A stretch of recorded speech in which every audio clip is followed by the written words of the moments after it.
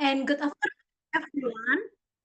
Welcome to SPE STT Migas Balikpapan Student Chapter, web conference with the theme How to Promote Women's Empowerment at Work. How are you guys? Hopefully you are always in good health and of course have great enthusiasm to join our event today. Let me introduce myself. My name is Anissa Evidiawati as a moderator who will guide this event today. Before the event start, I ask for your attention to all of you who are present to be able to turn off the microphone and active the cameras so that event can run smoothly. For your information, that today's session will be delivered in bahasa. Oke, selanjutnya kita akan mendengarkan sambutan dari Mbak Malvin selaku eksekutif of SPI STT Migas Balikpapan. Kepada Mbak Malvin, dipersilahkan. Assalamualaikum warahmatullahi wabarakatuh. Good afternoon, everyone. First of all, I would like to welcome Mbak Nina Safira to this event and thank you for your time to join us our speaker today. And also, I want to thank all the participants who are present at today's event. In this web conference, we will discuss about gender diversity in oil and gas industry from the perspective of women in engineering. We also will discuss about how to promote women's empowerment at work. Therefore, we invite Mbak Nina Safira as the speaker who will bring this topic even further in the session with the theme how to promote women's empowerment at work. Maybe that's all for me. I hope you can enjoy this event and thank you. Baik, terima kasih Mbak Malvin atas sambutannya. Berikutnya saya akan membacakan profil dari speaker kita siang hari ini, yaitu Mbak Nina Safira. Mbak Nina merupakan lulusan dari Indonesia University untuk Bachelor of Science dalam studi geofisika pada tahun 2022. Dan Mbak Nina juga menerima gelar Master of Science di Petronas Technology University dalam studi Petroleum Geoscience pada tahun 2023. Mbak Nina juga memiliki pengalaman kerja di antaranya sebagai Research and Development Center for Oil and Gas Technology di Lemigas pada tahun 2022 sampai 2023. Internship Experience Geomechanic Engineer sejak tahun 2023 sampai 2024 dan sebagai geofisikis di SLB. Wah, keren banget nih profil dari Mbak Nina. Oke, karena sekarang teman-teman sudah pada tahu nih background dari speaker kita, jadi langsung saja nggak sih kita masuk ke sesi presentase oleh Mbak Nina. Kita juga udah terhubung nih dengan Mbak Nina. Halo Mbak Nina. Halo, selamat siang. Anissa, salam kenal ya. Siang Mbak, salam kenal juga. Kalau boleh tahu gimana nih Mbak kabarnya? Baik, Alhamdulillah. Apa kabar juga untuk rekan-rekan SP STT Migas Balikpapan? Oke, baik Mbak kabarnya. Kebetulan juga kita ini masih dalam suasana HUT RI kemerdekaan ya. Yang kebetulan juga Betul. saya baru balik dari jalan santai tadi pagi. Gimana nih kerjaannya Mbak? Ya, so far seperti itulah hari-hari bekerja. 9 to 5 job, seperti biasa. Lancar ya Mbak ya. Senang sekali nih. Pada siang hari ini kita masih dengan antusiasnya meluangkan waktu untuk berdiskusi bersama dengan Mbak Nina. Oke, kalau begitu langsung saja kepada Mbak Nina bisa dimulai sharingnya ya Mbak. Oke, aku izin share screen ya teman-teman. Oke Mbak.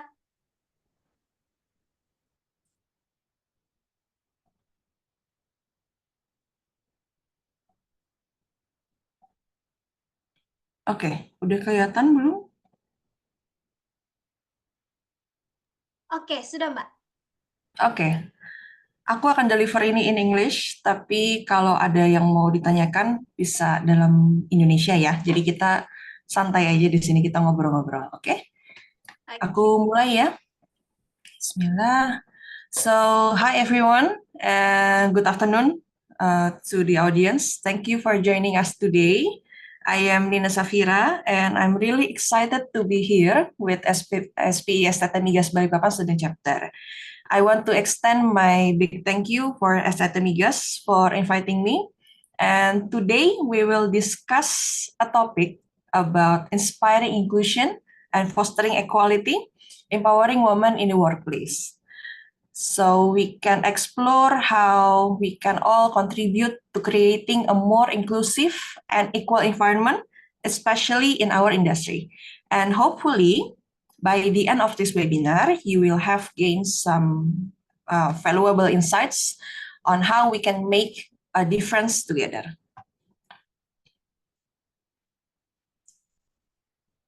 Okay, as mentioned before, let me just properly introduce myself again. I am born and raised in Jakarta. And so far, what do I do on daily basis? I am a borehole geophysicist at SLB. I mainly do VSP processing with clients in Indonesia Geo Unit. And what are my special interests? I like to do academic research, and I have spent 6 years learning about rocks, obviously. And also, I love making and collecting Lego. I like to rewatch Harry Potter, and my food cravings whenever I'm in stress will always be either lasagna or pistachio ice cream. Anyway, I graduated from Universitas Indonesia in geophysics in 2022, and I just finished my master's degree in University Technology Petronas, majoring in petroleum geoscience last year.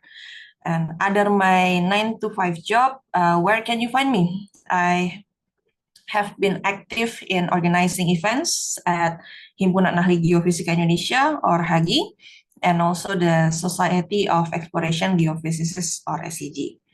And lastly, you can connect. Let's connect through my LinkedIn or my email if you would like to ask me anything related to this webinar or other things that you would like to discuss with me after this event. Okay, moving on to the lesson's objectives for today's lesson. So what I'm going to share here, basically there are 3 points. First, we will start by exploring the idea of glass ceiling, what it means and how it affects women's career development. We will discuss.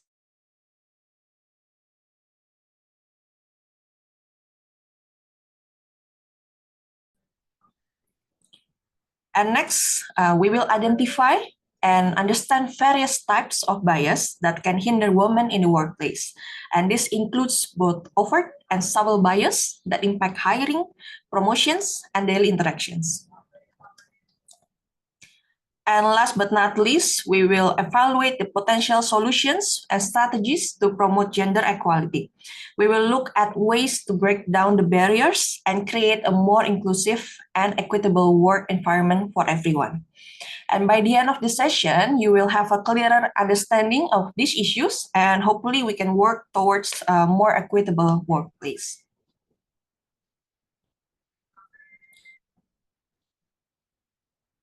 Okay, first, let's talk about glass ceiling.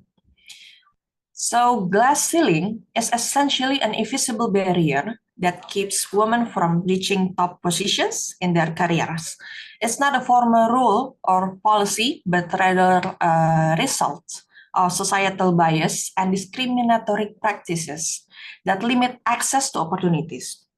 For example, women might be overlooked for promotions, miss out on important trainings opportunities, or face unfair bias in performance reviews. And these factors collectively contribute to these invisible barriers that prevents many talented women from advancing as they should. And understanding this glass ceiling can be our first step toward the breaking it down and creating more equal opportunities for everyone. So, how do we weaken this glass ceiling? There are 3 ways that I thought would be the best way, but I will open the discussion with you all throughout this webinar. You can add your points or your insights. And the first one that I think would be the best is we should promote diversity and inclusion. It is very crucial, guys, to foster a culture that values diversity and actively works toward inclusion. This means by creating the inclusive hiring practices and building diverse leadership teams and ensuring that everyone gets equal access to the hirings and promotions in their industry. The next one is the unconscious bias training.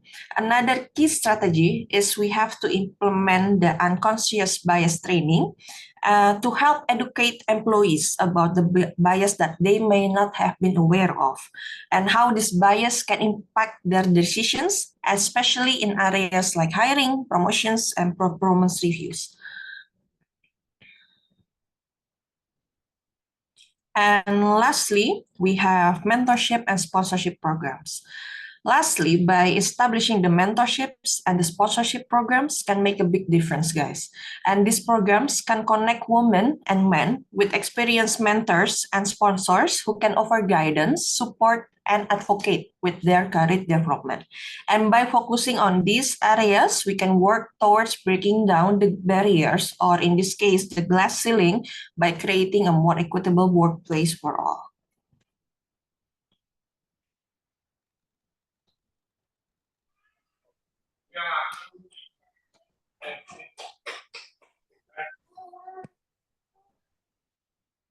Okay, now that we have discussed on what is the glass ceiling, how can we weaken the glass ceiling, let's consider why we have to make this diversity and inclusion important. First, I think that the diverse team bring varied perspectives, which often leads to more creative solutions and innovations. Imagine you gather the people around the world to your company, and they will have different types of solutions, and they can collaborate, and they can offer unique viewpoints that can spark new ideas and approaches. And the second one is by making the inclusive environments can lead to a better decision making. The first one, we have the people from all around the world, let's say, and then we gather them in the one specific goal, that is to make the better future for the company. And creating the inclusive environment ensures that the variety of viewpoints and ideas from each persons are considered. And this diversity of thought contributes to the more comprehensive and effective decision making. So diversity and inclusion, both of them cannot be separate. It has to be combined as once in the company. Yeah? And the last but not least, by joining the diversity and the inclusion together in the company, these companies can enhance the brand image. And companies known for their strong diversity and inclusions are perceived as progressive and socially responsible. And this not only improves their brand image, but can also attract top talent and loyal customers who values these principles. And in my experience so far, working in SLB, I have seen that these principles are not just our ideals, but are actively supported and integrated throughout each layers in the company into our daily operations. And it contributes to our overall success and positive industry reputations. And in SLB, we have a diverse employees all around the world to bring the combinations of the cultural, educations, and individual perspective to provide those solutions that can exceed our customers' expectations, right? Okay. Okay. Before continuing my slides, I would like to see your thoughts about this specific question. So everybody, if you have a smartphone near you guys, you can try this quiz. You can join myquiz.com, and once you are in, you can put this code. Hi, Anissa, can you help me with this one? Can you share the screen? Yeah. Oke, Mbak. Oke, Oke, seperti yang teman-teman lihat pada layar, kami memiliki kuis yang bisa teman-teman kerjakan terlebih dahulu, yang nantinya akan dipandu oleh Mas Operator. Pastikan teman-teman mengerjakan dengan benar ya, karena hasilnya akan diberitahukan pada akhir presentase. Kepada Mas Operator, dipersilahkan.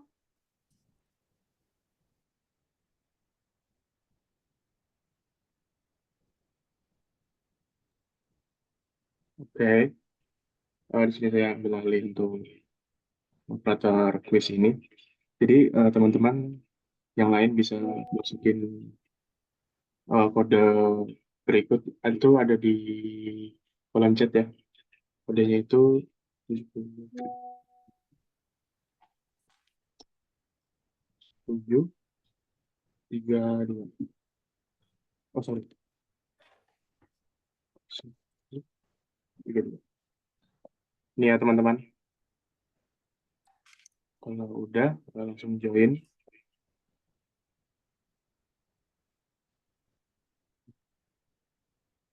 Oke, di sini masukin nama kalian, saya itu Ranger Ramadhan, dan bisa di start langsung.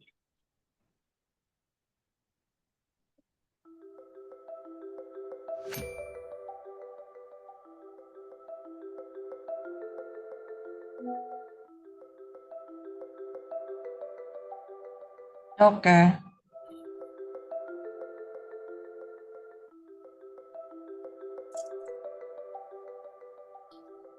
Berkabar aja ya guys kalau ada yang error atau nggak bisa masuk ke gamenya.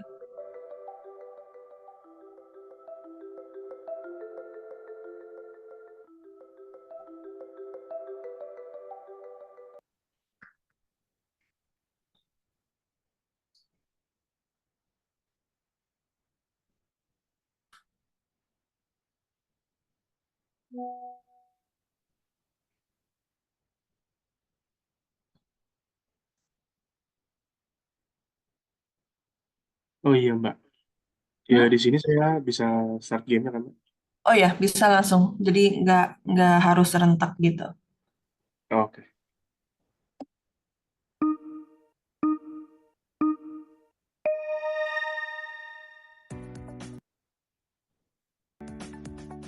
Okay, in one of two words, how do you feel about being the only woman on man in work or school? Jadi pengen tahu aja kira-kira teman-teman apa sih yang dirasain kalau jadi cewek sendiri atau jadi cowok sendiri gitu di satu kelas atau di satu ruangan baru masuk magang atau baru masuk kantor nih misal baru mau kerja. Apa yang apa yang kira-kira akan dirasakan sama teman-teman?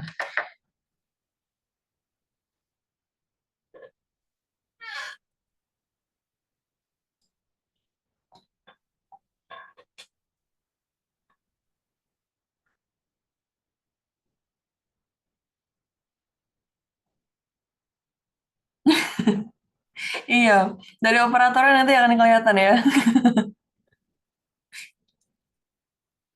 Iya nih Mbak, jadi jawaban saya kelihatan dulu. Iya, nggak apa-apa.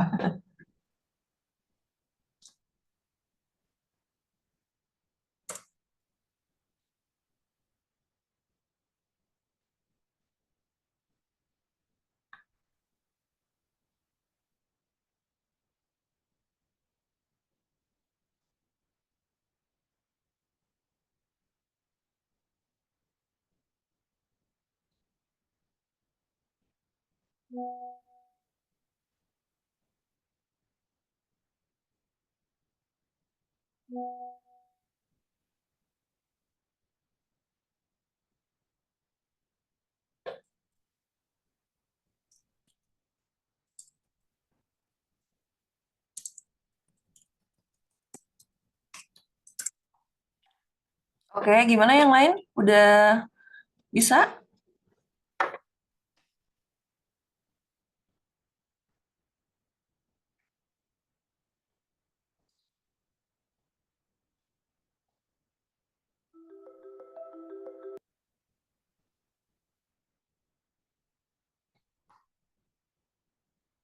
Oke, ini jawabannya udah ada beberapa yang masuk.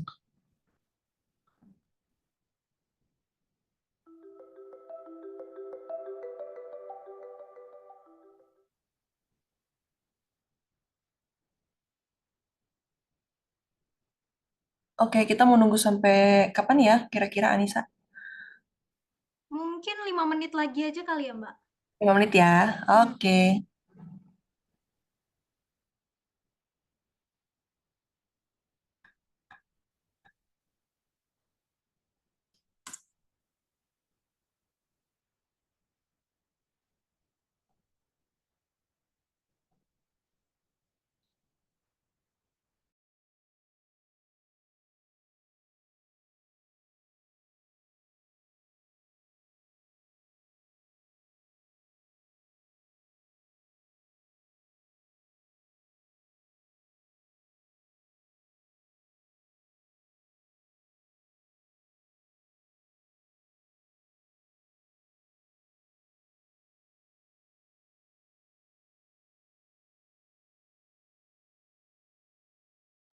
Mungkin kalau ada yang mau ditanya dari materi aku sebelumnya, kalau masih ada yang belum paham, bisa sembari nanya.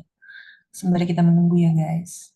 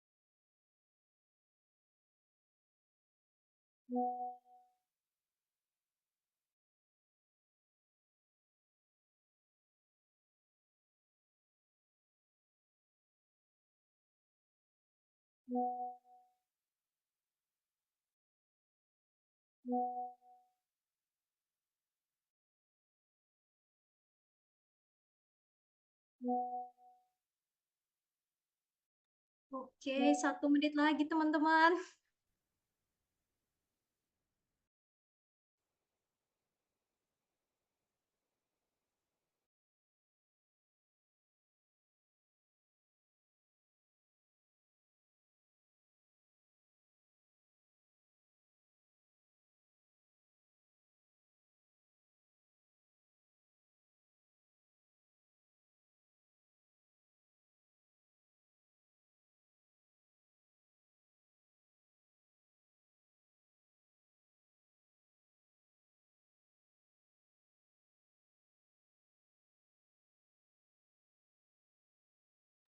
Oh iya, lupa. Aku share screen hasilnya kali ya? Iya, Mbak, udah boleh. Udah boleh ya? Hmm. Oke. Oke. Jadi, udah kelihatan ya? Udah, Mbak, udah kelihatan. Oke. Jadi ini hasilnya guys. Jadi sebelum acara ini aku juga sempat sebar ini ke teman-teman aku untuk biar tahu gambarannya gimana sih kalau kalian jadi the only gender yang ada di ruangan kalian. Dan yang paling banyak itu ada lonely, ada isolating, ada juga yang bilang challenging, don't mind, ada yang takut, ada yang ngerasa aneh, ada yang malah merasa proud, ngerasa keren gitu. Ada yang normal. Jadi ini sebenarnya yang bisa aku tangkep ya, kayak mix of response ini kan ada yang senang, ada yang sedih, ada yang takut, ada yang berani. Itu tuh kompleks dari beberapa perasaan yang muncul sebagai seorang minoritas dan apapun yang kita akan lakukan, apapun rasa yang kita rasain itu tuh valid guys, gitu. Jadi kalau mau merasa berani itu valid, mau ngerasa takut itu valid, mau ngerasa kesepian it's okay gitu. Karena perjalanan orang-orang, prosesnya orang-orang untuk bisa menjadi berani atau bahkan simply don't care, gue maju aja yang penting gitu. Itu memang butuh proses dan butuh waktu untuk belajarnya. Dan gimana caranya kita untuk bisa menjadi orang-orang yang empowered, yang convenient, yang I'm fine, self-confidence gitu, ya memulai dari langkah kecil gitu. Memulai dari komunitas yang kecil, bisa dari rumah, bisa teman-teman tetangga, bisa teman sekolah, sampai akhirnya ketika kita udah masuk ke jenjang perkuliahan, kan dia pasti akan punya komunitas yang lebih besar lagi ya guys. Dan ketika kita masuk ke lingkungan kerja, apalagi kalau skalanya sampai multinational companies atau service companies, kita benar-benar harus udah siap. Mau besok kita ketemu sama orang dari negara mana, kita akan meeting sama klien siapa, itu kita sudah harus siap secara mental ya dan fisik gitu. Dan banyak banget pengalaman aku itu mereka awalnya udah takut dulu gitu. Jadi ketika mereka terpilih misal, oke besok kamu ya yang akan presentasi ini atau besok kamu ya yang akan mewakilin kita sebagai perempuan di antara laki-laki yang satu ruangan yang lebih senior, yang lebih junior gitu, kadang memang ngerasa takut. Cuman lama-lama kita juga harus ada rasa percaya diri ya guys. Kalau oke, mereka memilih aku untuk for a reason. Gue di sini gue punya value, I have purpose to be here, dan no need to be scared gitu. Karena semua orang itu pasti uh, akan baik-baik aja kok sebenarnya gitu. Apa yang kalian pikirkan di dalam otak itu belum tentu semuanya terjadi gitu. Dan aku harap ketika kita selesai acara ini, kalian kalau mau coba apapun yang berurusan sama uh, speaking in front of the public, mencoba sesuatu hal yang baru, just do it gitu. Jangan pernah ada ngerasa weird atau scared atau strange atau challenging dan segala macam. Every life is very challenging guys, dan setiap kita bertambah umur pasti akan tambah juga challenge-nya, dan that's what makes it life kan guys gitu. Itu sih paling key points yang aku bisa ambil dari word clouds ini ya. Gimana kalau dari teman-teman so far ada yang mau ditambahin nggak gitu? Ini pada on cam, apa pada off cam nih, pada off mute semua.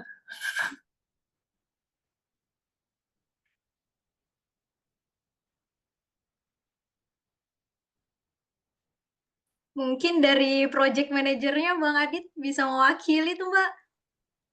Oke, Oke. oke. Oh ya, kalau tanggapan saya kan kebetulan yang menjawab challenging itu saya tuh. Oh, Eh, oke.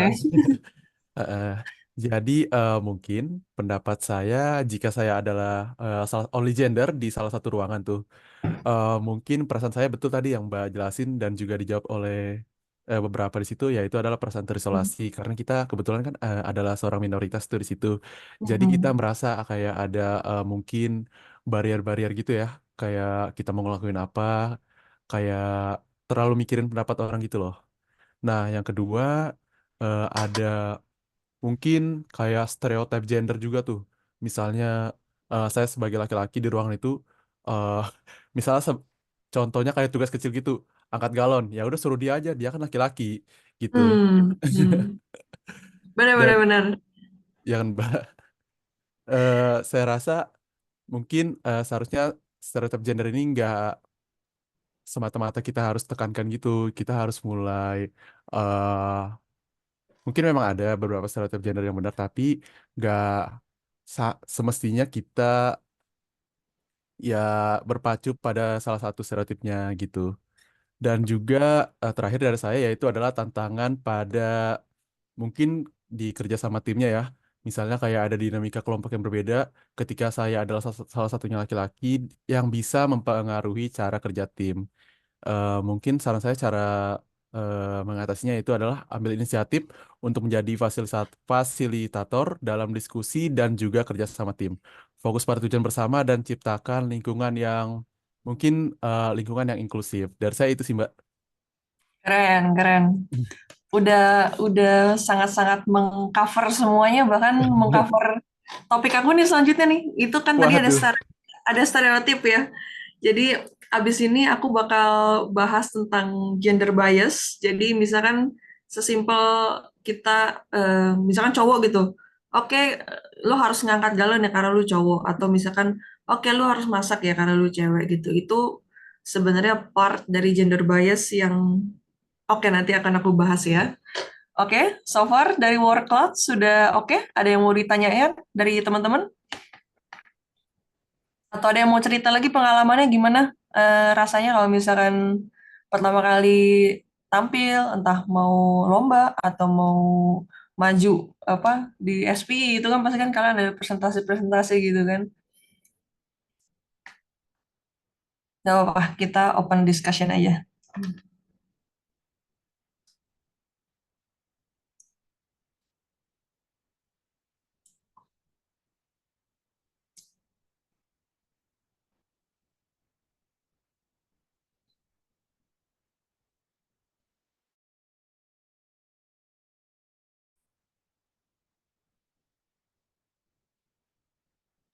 Oke, eh, mungkin aku bisa lanjutin dulu ya presentasinya.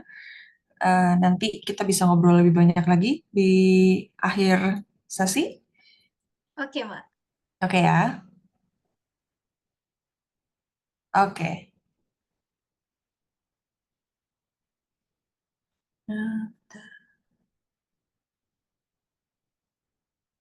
Oke, udah kelihatan ya? Oke, I will continue this in English. Nanti setelah kita udah selesai, kita bebas mau pakai bahasa apa aja ya. Oke. Oke, alright. Let's talk about something that we all know exists, but sometimes we wish didn't. It's the gender bias. You know, when people often say that, is this more of the guy thing or for a woman? Like, she's really good for a girl. Like, it's like the uninvited guest that always comes to our party and just won't leave gitu. And in short terms, the gender bias is a pervasive issue where preference or prejudices were based on gender subtly influence our decisions and behaviors. And this bias isn't picky, guys. It loves to pop up everywhere at work, in schools, or even around our families members. And this bias isn't always obvious. It can be both conscious and unconscious. Jadi gender bias itu kadang orang yang ngomong melanturkan stereotip itu mereka kadang suka nggak sadar kalau mereka itu lagi membuat gender itu sebagai sebuah bias gitu. Ketika kita selalu merasa bahwa oke, figur strongnya cowok itu harus ada di laki-laki. Jadi ketika cewek dianggap kuat, oh lo terlalu maskulin ya untuk sebagai cewek, lu keren juga ya, lu kuat juga ya. Padahal ya tidak semua kata strong itu harus untuk laki-laki kan, dan tidak semua kata halus atau lembut itu hanya untuk perempuan. Dan kita ini kan semua sama-sama manusia gitu. Kita pasti ada spektrum lemah, lembut, halus, kasar, strong, anything gitu. Semua kata sifat manusia kita semua itu boleh untuk bisa punya sifat itu gitu.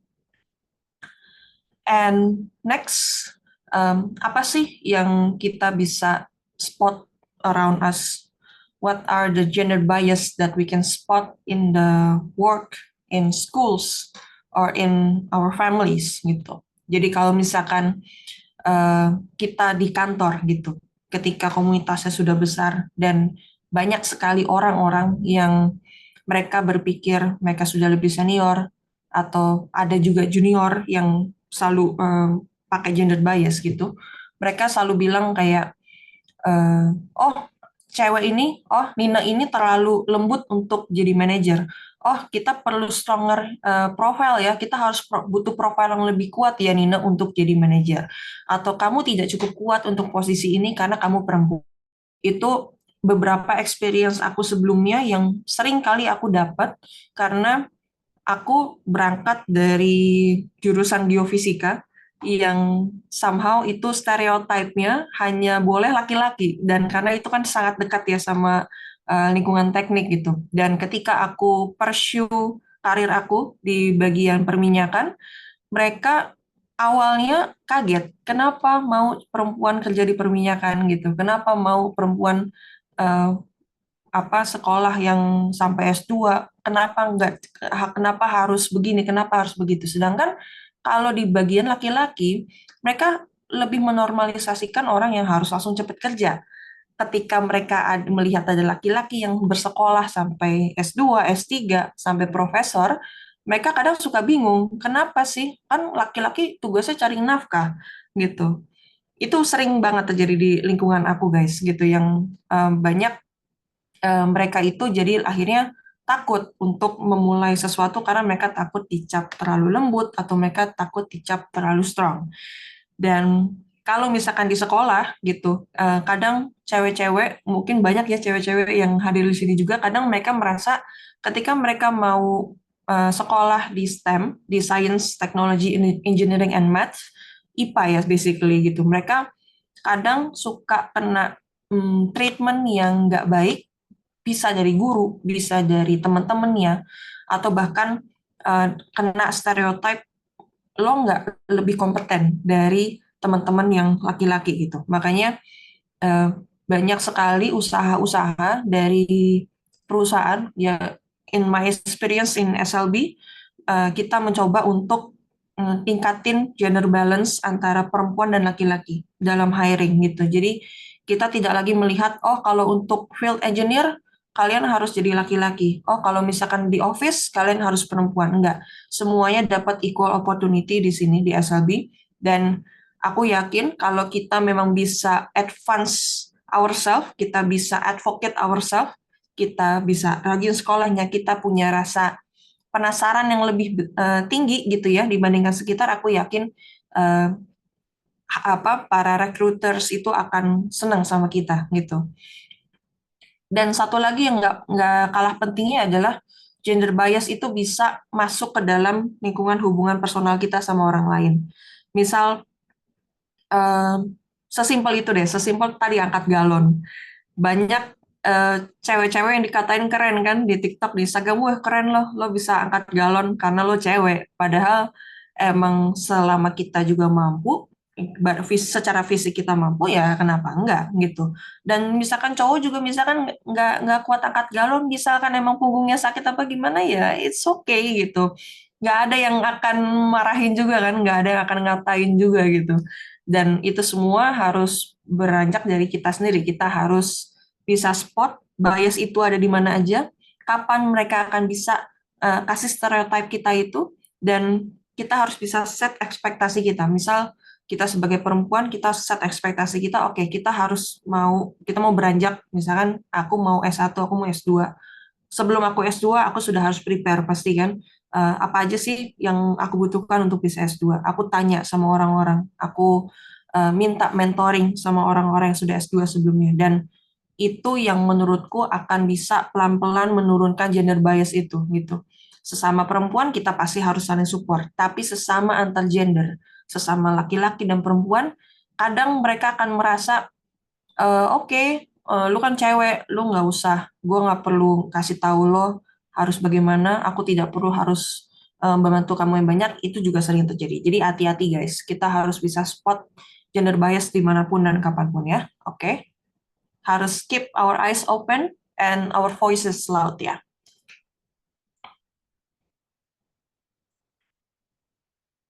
Oke, ini sekedar statistik saja untuk gender gap di bagian industri.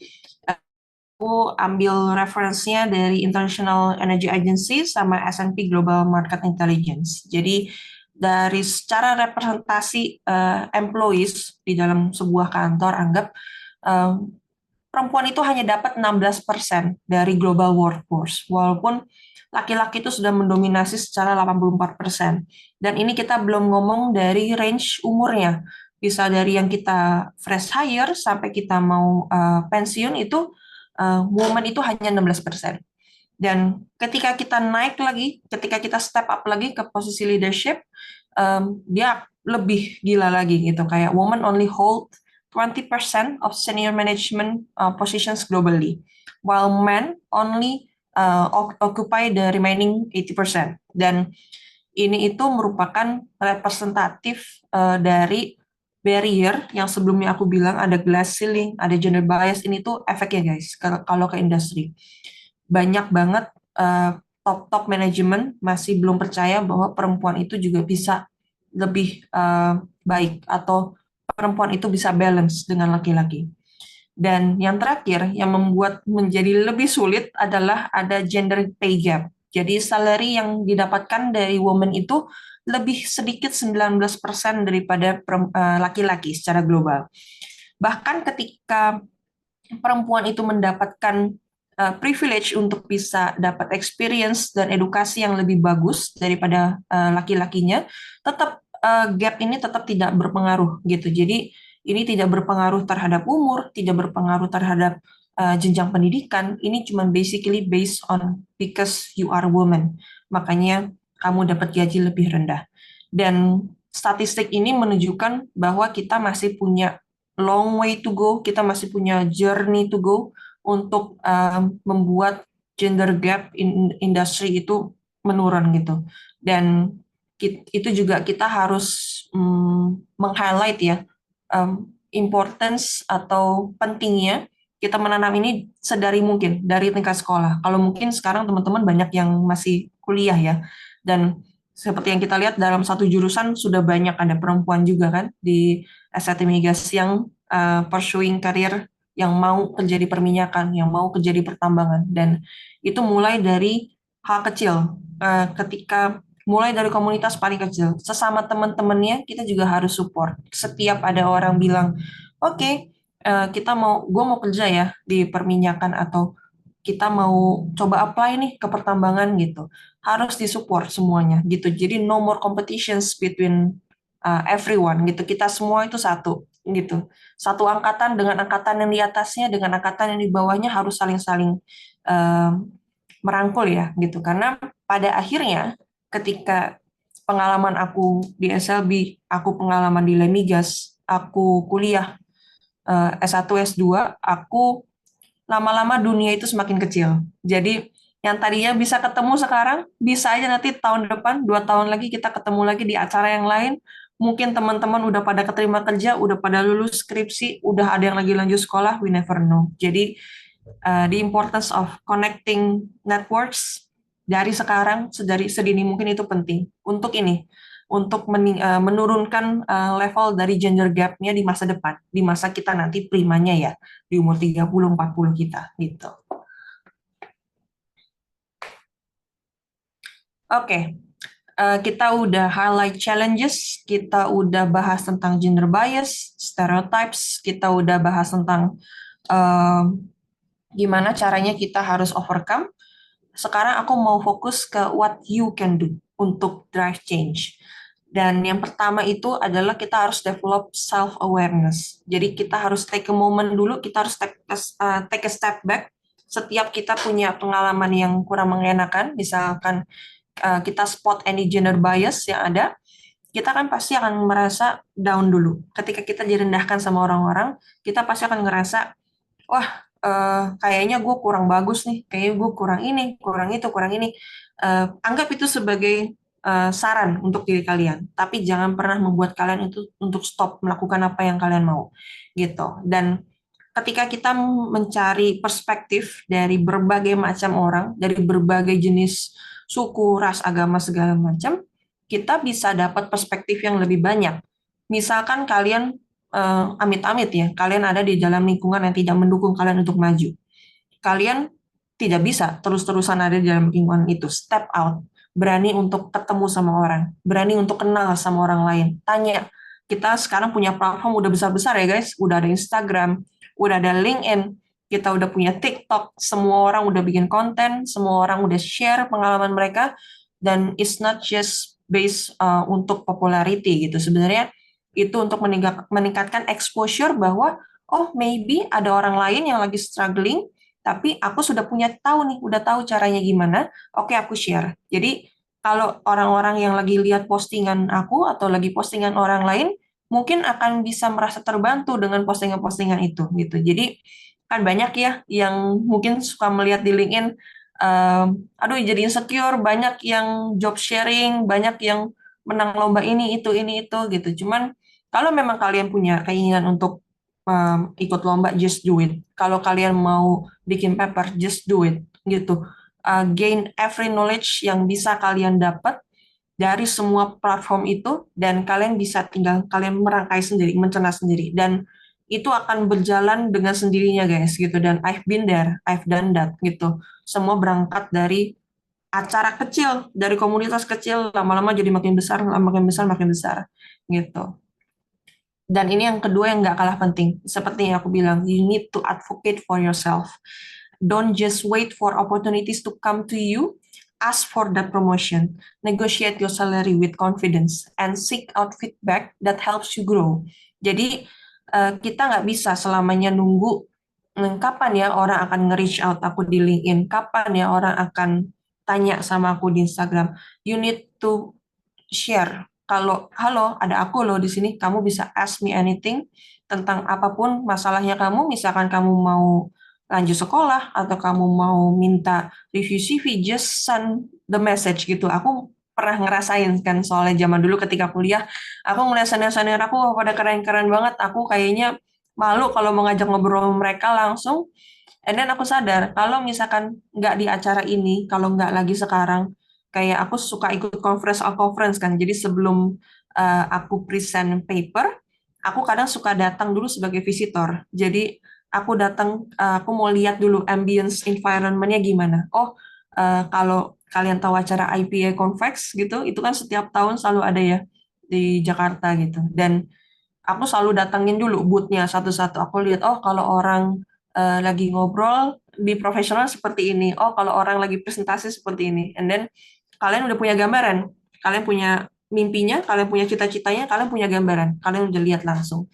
Dan itu cara yang menurutku works ya selama ini gitu, selama aku berjalan. Jadi ketika kita punya mimpi, kita datangin dulu tempatnya, kita ajak ngobrol orang yang sudah lebih dulu ada di situ, dan aku yakin mereka juga pasti akan open gitu, karena semuanya kan berawal dari murid ya, dan dosen nggak bisa langsung jadi dosen, semuanya berangkat dari murid dulu gitu, lama-lama naik ke atas. Oke. Dan last but not least, seperti yang aku bilang, kita harus build relationships. Jadi connect with everyone in the leadership roles ya. Mau itu minyakan, mau pertambangan, mau bidang energi yang lain, atau non-energi sekalipun, kita harus mulai connect from now. Karena connections ini yang membuat kita jadi lebih kuat gitu. Yang dimaksud dengan stronger profile itu bukan berarti kita lebih berotot atau kita lebih kuat nggak tidur atau kita lebih kuat untuk lembur begadang, no. Tapi seberapa besar profil kamu itu dikenal sama orang, dan apa yang mau kamu bawa, image apa yang mau kamu tampilkan sama orang. Misalkan, oke, gue mau jadi scientist, oke, harus berkumpul dengan komunitas scientist supaya banyak scientist yang lain yang akan kenal sama aku, dan maybe someday kita akan bisa kolaborasi gitu. Jadi ketika kita kenalan dan kita udah bikin connections yang bagus, kita akan bisa bikin kolaborasi kan nanti selanjutnya. Dan pengalamanku banyak banget orang-orang yang aku kenal zaman aku kuliah, ternyata sekarang jadi teman kerjaku, sekarang jadi teman paper aku gitu, dan sekarang jadi panitia di bagian profesional gitu. Jadi setiap ketemu, oh iya gue udah tahu lo dari zaman kuliah kan gitu. Itu seru gitu kalau misalkan kalian udah bisa punya confidence untuk berkenalan sama orang-orang yang baru di luar komunitas yang memang hari-hari kalian ya gitu. Oke. Dan untuk menutup presentasi aku hari ini, aku selalu percaya quotes ini. If you believe in your idea, don't just waste too much time just thinking about it gitu. Jadi just drop the CV, just submit the email, kirim apapun, send your CV kemanapun gitu. Selalu buka opportunity dari tangan kalian sendiri gitu. Jangan nunggu opportunity datang ke kamu gitu. Karena ketika short story ya, ketika aku itu lagi S2, ada pembukaan SLB kan, dan SLB kan selalu buka kampus rekrutmen gitu. Aku selalu berpikir kapan ya waktu yang tepat untuk aku daftar gitu, karena it's one shot kan guys gitu, kayak buat aku itu pengalaman yang sangat-sangat berharga banget, dan aku klik itu ketika aku merasa bahwa oke, kalau nggak sekarang kapan lagi, kita nggak tahu mau hasilnya keterima apa nggak keterima, yang penting sudah pernah merasakan ya rasanya stage 1, 2, 3 dan interview dan segala macam gitu. Just do it gitu. And then here, short story, here we are gitu. Alhamdulillahnya opportunity-nya ada, luck-nya ada, restu orang tuanya juga ada, dan itu semua digabung semua jadi bisa masuk gitu. Dan aku yakin teman-teman semua juga pasti akan punya timingnya, akan punya opportunity-nya, dan akan punya faktor luck-nya gitu. Jadi gimana cara kita bisa meningkatkan opportunity, luck, dan timingnya? Ya kita harus start dari sekarang, dari zaman kita kuliah sampai kita lulus, itu jangan stop, harus konsisten. Tidak perlu semuanya dikerjakan semua hari ini, tapi kalau kita konsisten setiap tahun, setiap misalkan terserah kalian mau bikin goalnya setiap bulan kah atau setiap 6 bulan gitu. Tapi kalau kita konsisten itu dari awal, kita nanti udah terbiasa dengan kebiasaan habit kita untuk connect sama orang gitu. Jadi ketika kita nanti masuk ke dunia kerja yang komunitasnya lebih banyak, lebih besar, dan umurnya juga makin panjang gitu ya gapnya gitu, kalian nggak terlalu kaget gitu gimana cara bersosialisasi sama orang-orangnya gitu. Dan selalu ingat bahwa perempuan dan laki-laki itu dilahirkan sama. Jadi kita semua layak untuk dapat semua opportunity di depan kita. As long as you can dream it, ya you can achieve it, guys. Oke. Paling dari aku kayak gitu. Teman-teman, terima kasih ya sudah mendengarkan aku. Aku akan open question and answer session mungkin. Bisa tanya apapun atau mau share ceritanya, bisa langsung. Terima kasih ya teman-teman. Wah, banyak banget nih motivasi dari Mbak Nina. Mbak Nina, terima kasih banyak ya atas sharing materinya yang sangat menarik. Selanjutnya, saya akan membuka sesi tanya jawab untuk partisipan yang memiliki pertanyaan dan juga mungkin masih bingung nih tentang materinya. Boleh langsung bertanya melalui kolom chat Zoom-nya atau bisa menggunakan fitur raise hand lalu mengaktifkan mikrofonnya ya teman-teman. Oke, pertama-tama di sini kita udah dapat satu dari PM kita nih Mbak, dari Bang Adit. Oke, Persilakan. Oke, izin masuk ya. oke. First of all, thanks for the explanation, Mbak Nine. Such a great material. Okay, my question is, you have mentioned that one of the way to weaken ceiling glass of gender diversity is assemble a diverse team, bring varied perspective. So Oke, my question is, do you have tips and trick to assemble the team? oke.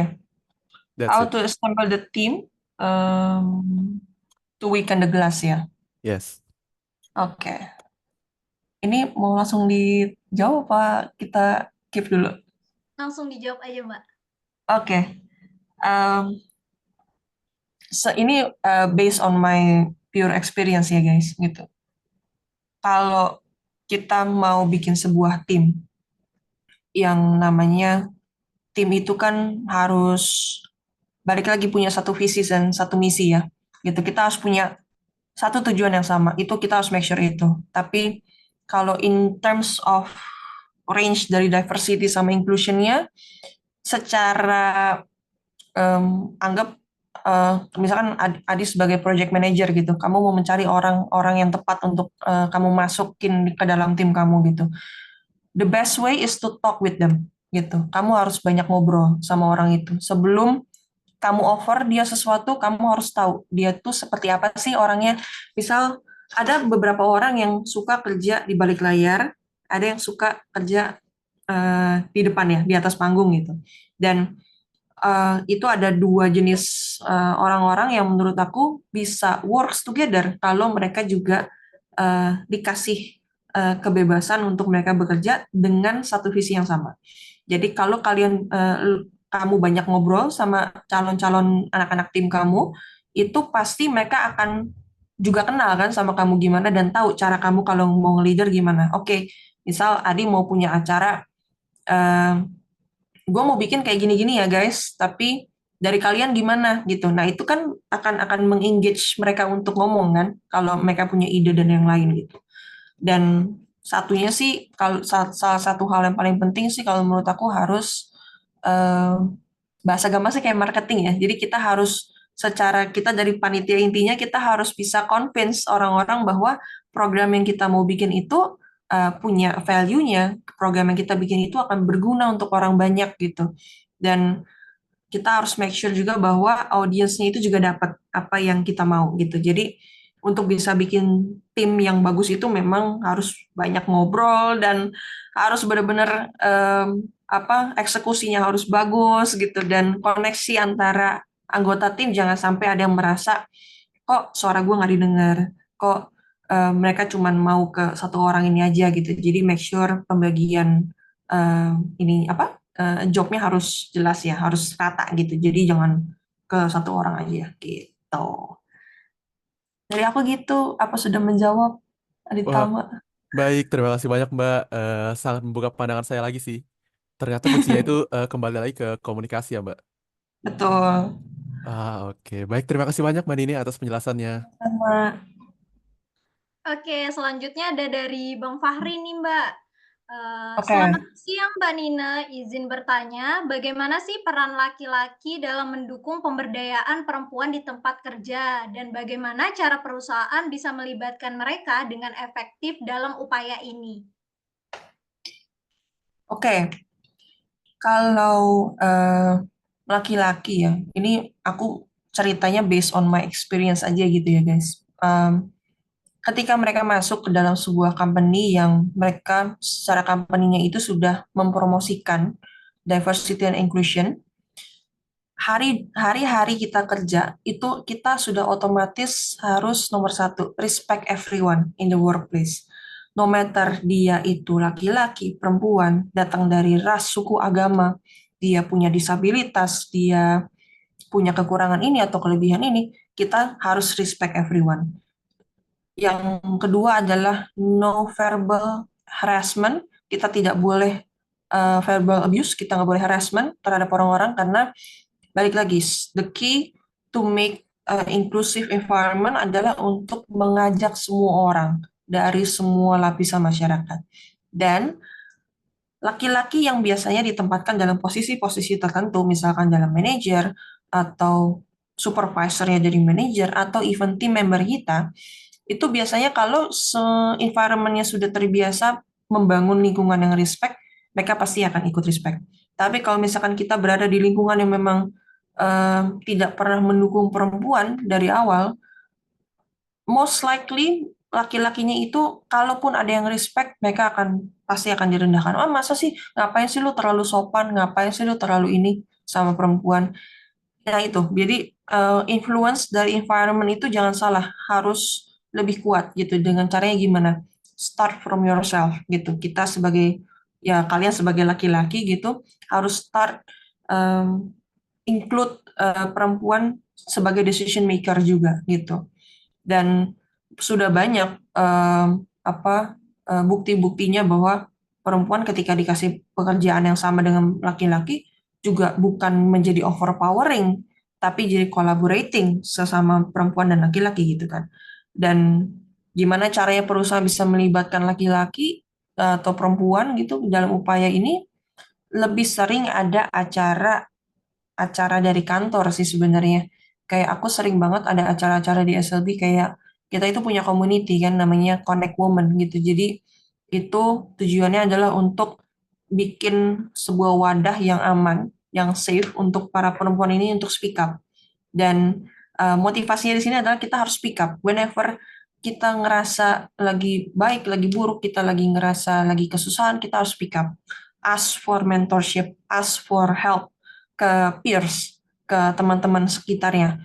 Talk to your manager. Itu banyak banget diadvokasikan ke orang-orang di sekitar kantorku ya di SLB gitu. Dan aku rasa itu sudah sangat kelihatan banget gitu. On my first day at SLB itu sudah wah beda banget ya gitu kayak culture shock gitu. Kayak aku terbiasa ada di lingkungan yang banyak pihak-pihak yang suka merendahkan perempuan dalam artian masa sih perempuan mau apa mau sekolah tinggi, mau kerja di perminyakan, and then ketika aku my first step in SLB aku langsung diterima gitu. Mereka langsung menerima aku. Oke, kamu anak kecil mungkin kamu masih masih muda banget tapi kamu udah punya pendidikan, kamu bisa teknikal, oke langsung kerja gitu. Jadi harus pintar-pintar kita memilih tempat perusahaan mana yang mau kita kerja karena it's always not always one way ya gitu. Jadi selalu ada dua arah gitu.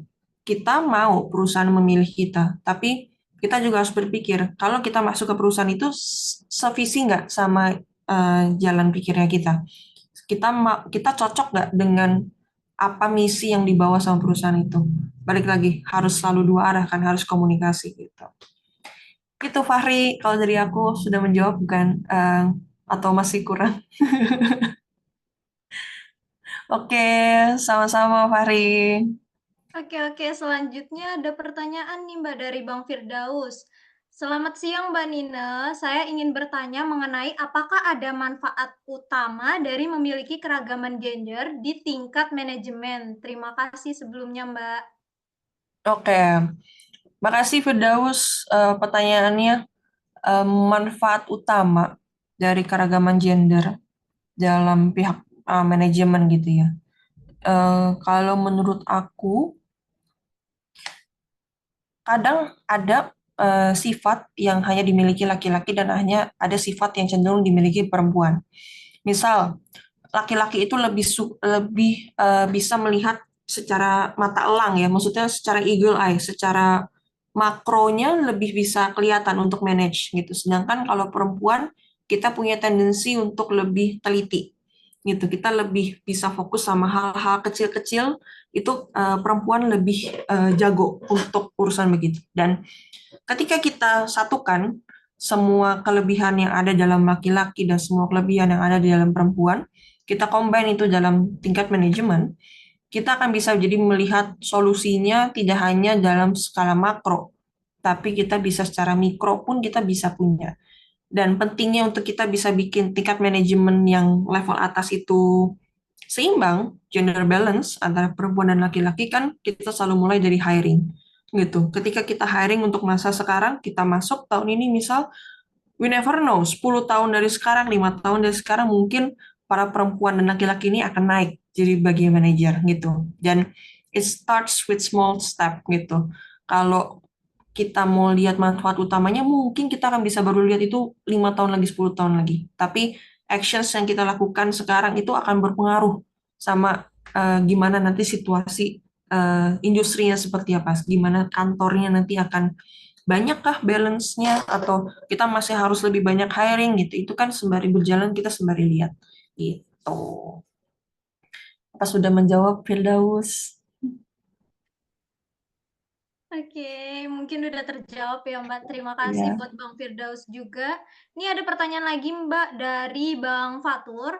Thank you for the time. I wanna ask question in your opinion, how can organization measure the success of their effort in promoting women empowerment and what key What? indicator should they focus on? Oke.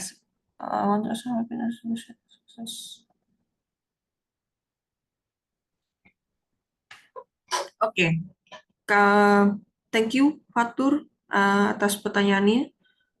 balik lagi, ini sesuai pengalamanku ya, gitu. Dan beberapa organisasi, misal dalam ranah organisasi kuliah atau organisasi tingkat pekerjaan gitu, kita kan selalu ada statistik untuk menghitung berapa banyak ada perempuan dan laki-laki gitu. Biasanya aku suka ketika aku lagi hiring orang-orang di organisasi di SCG zaman dulu, aku selalu menghitung laki-laki yang di tim ini ada berapa, perempuannya ada berapa. Jadi harus selalu dibiasakan seimbang gitu.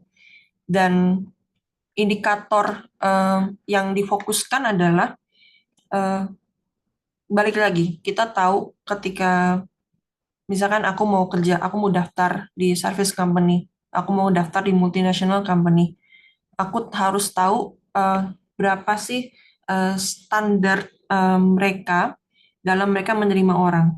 Jadi aku tidak melihat fokus ke, misalkan karena aku perempuan, aku cuma melihat yang perempuan yang keterima di SLB gimana. Enggak. Tapi aku juga melihat perempuan dan laki-laki yang keterima di SLB sebelum aku itu seperti apa profilnya gitu. Dan itu yang membuat indikator untuk mereka menghitung apa balance antara perempuan dan laki-laki dilihat dari ketika lagi mereka hiring gitu.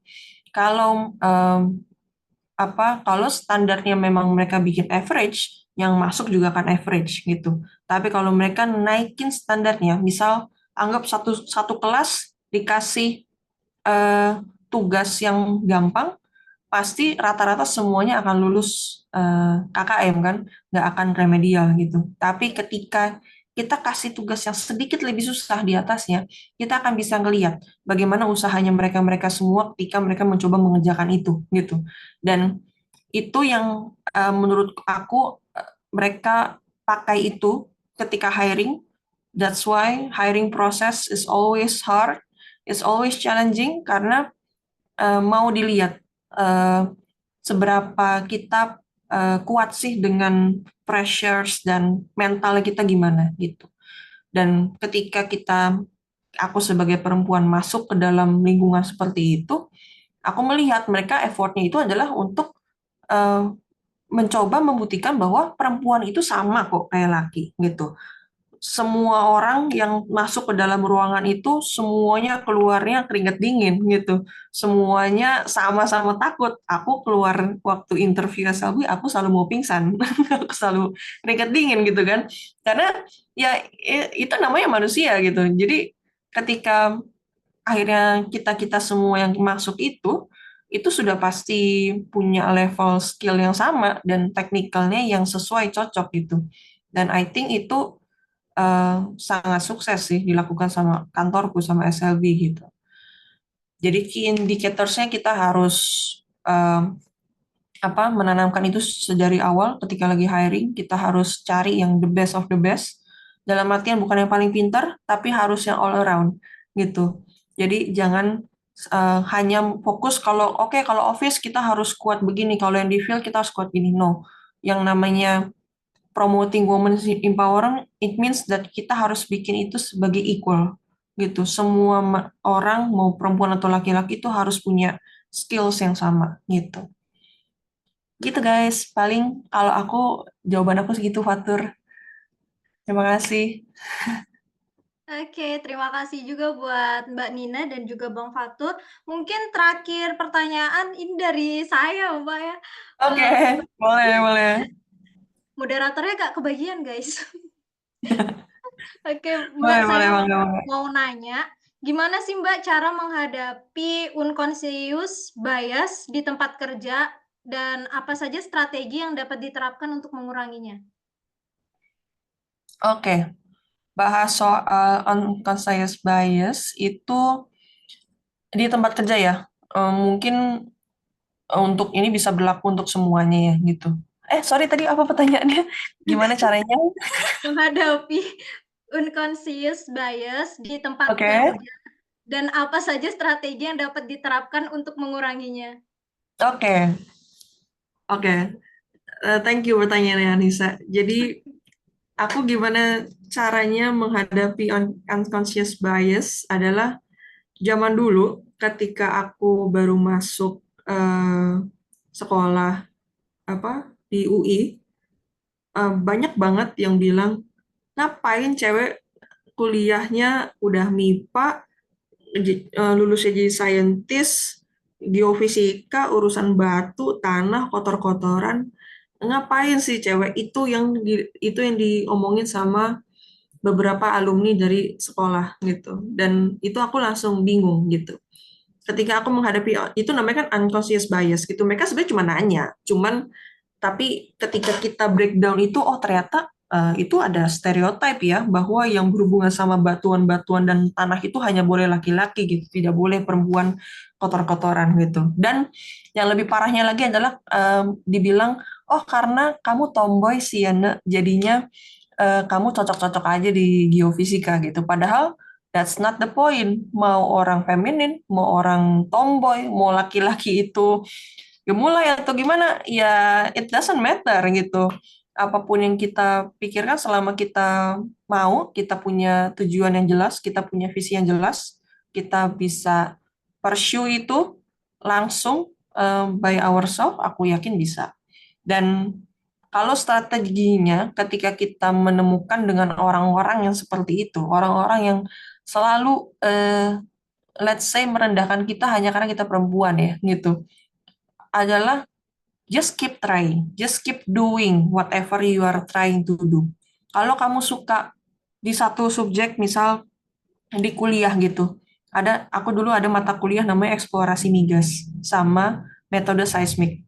Semua orang takut untuk ikut kelas itu karena itu kelas terkenal susah gitu. Dan cewek-cewek ini pasti kayak udah takut duluan, oh iya nanti dosennya galak, susah segala macam.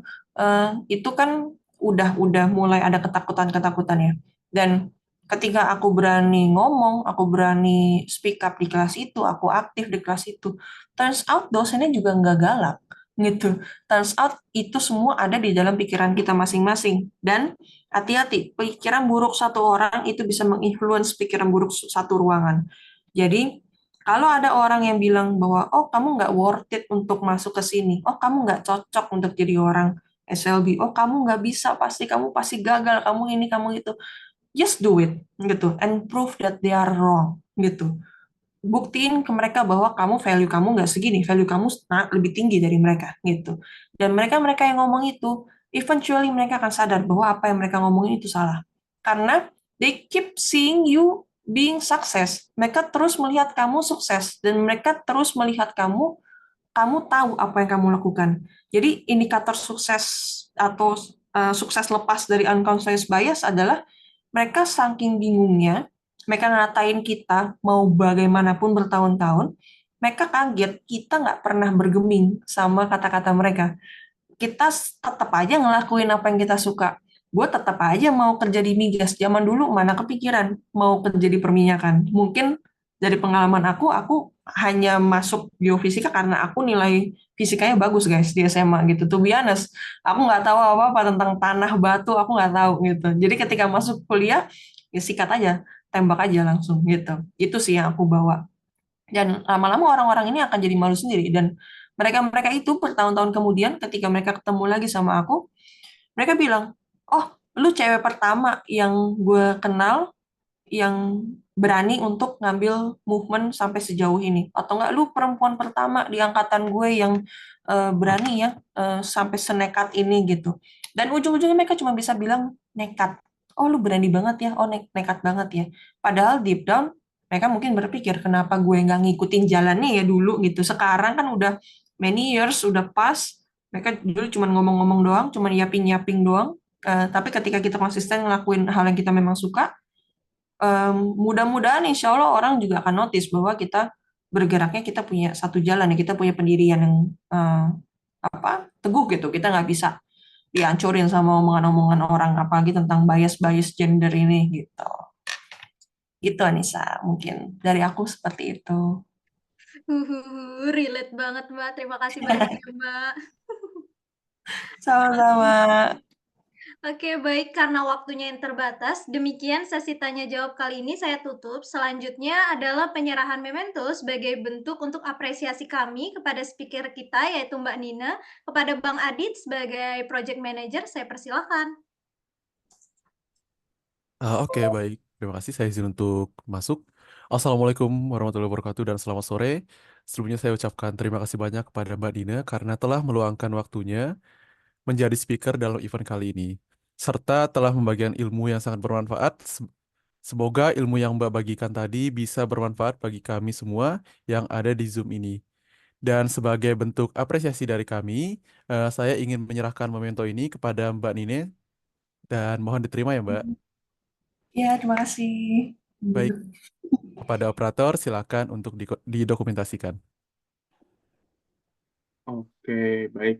Di sini saya akan ambil alih untuk foto sesi memento dan dalam hitungan ketiga saya akan ambil fotonya. 1, 2, 3. Oke, sekali lagi 1, 2, 3. Oke, back to Dara. Terima kasih Mas Reza. Oke, terima kasih. Sebelum memasuki agenda terakhir, kami memiliki feedback form yang dapat diisi oleh seluruh partisipan untuk dapat membantu kami dalam meningkatkan acara kami ke depannya. Sebagai informasi juga bahwa feedback form ini sebagai syarat klaim e-sertifikat webinar pada hari ini. Jadi jangan lupa diisi ya, teman-teman. Nah, untuk link dan scan barcode feedbacknya dapat dilihat melalui layar yang telah ditampilkan atau bisa juga dilihat pada kolom chat Zoom-nya masing-masing. Sambil menunggu teman-teman mengisi link feedbacknya, oh ya Mbak, mohon maaf, mungkin kita bisa cerita-cerita sedikit nih Mbak, kira-kira apa ya rencana-rencana menarik yang Mbak Nina siapin untuk proyek kedepannya sebagai geofisikis di SLB? Pasti seru nih. Oke, mungkin insya Allah karena ini aku baru masuk ya, gitu kan ya. Mungkin aku akan fix step program dulu. Aku akan sekolah geophysics, dan hopefully aku kan ini lagi vakum ya untuk nulis paper karena apa sibuk banget, kayak hektik banget first year di SLB. Hopefully tahun depan atau 2 tahun lagi bisa balik nulis lagi gitu. Doakan ya teman-teman, dan sampai ketemu. Aku pengen banget sebenarnya ketemu kalian offline. Mudah-mudahan kita bisa ketemu di acara selanjutnya ya offline. Amin. Semoga Mbak Nina selalu diberikan kesehatan dan kelancaran dalam bekerja ya Mbak. Amin, amin. Terima kasih.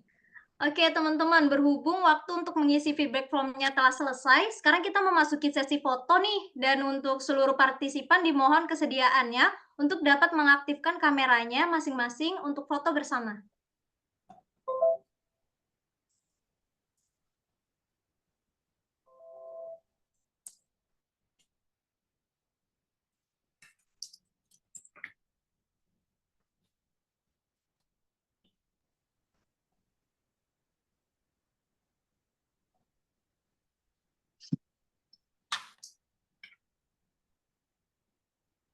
Oke, di sini saya ambil alih lagi untuk eh, sesi foto bersama. Yuk, kepada yang lain bisa on-cam untuk sesi foto ini.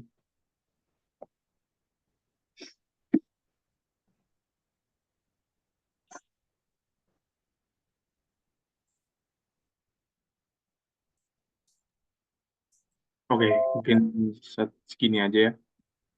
Oke, dalam hitungan ketiga saya ambil fotonya.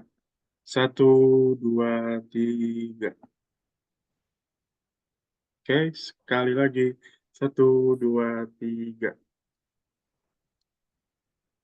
Oke, thank you. Itu udah. Terima kasih. Terima kasih, operator. Baiklah, tidak terasa sekarang kita sudah berada di penghujung acara. Sekali lagi saya ucapkan terima kasih banyak kepada Mbak Nina yang sudah bersedia hadir dan berbagi ilmu bersama kita semua, yang tentunya sangat menarik dan menambah insight kita semua.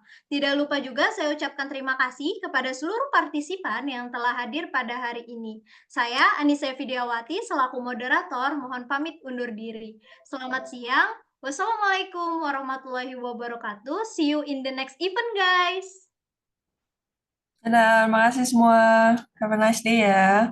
Terima kasih, Terima Mbak. kasih banyak Mbak.